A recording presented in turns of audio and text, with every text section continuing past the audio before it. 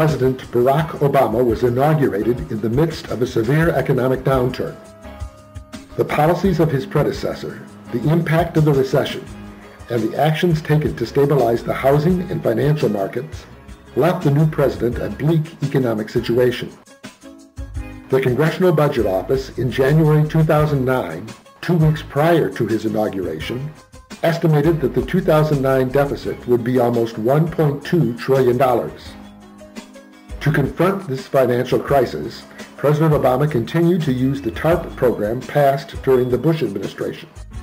The government continued the attempt to stabilize banking institutions through the acquisition of stock under the Capital Purchase Program.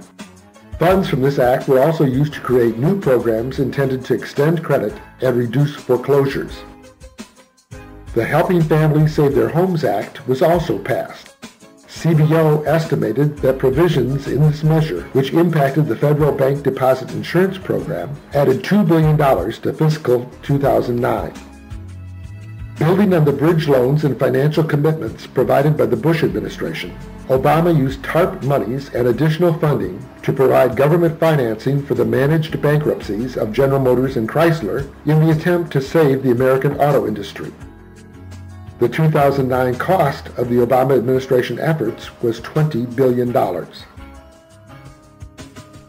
Although proposed as TARP spending, funding for a $2 billion Cash-for-Clunkers program to encourage new auto purchases was included through Senate action in the Omnibus Supplemental Appropriations Act of 2009. The largest anti-recession effort of the Obama administration was the American Recovery and Reinvestment Act, or stimulus. The act focused on the primary problem limiting recovery from the recession: insufficient demand. Too many people did not have enough money because of low wages, unemployment, housing costs, or medical bills to purchase the products businesses must sell in order to make a profit and stay in business.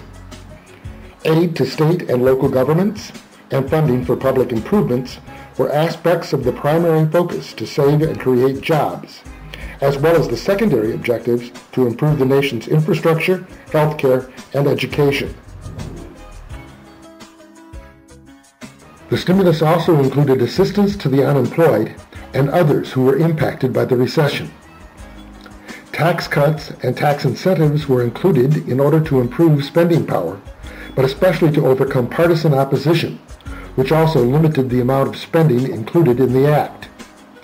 In 2009, the stimulus added $114 billion to spending and reduced revenue by $64.8 billion in the attempt to stimulate the economy and help those suffering from the effects of the recession.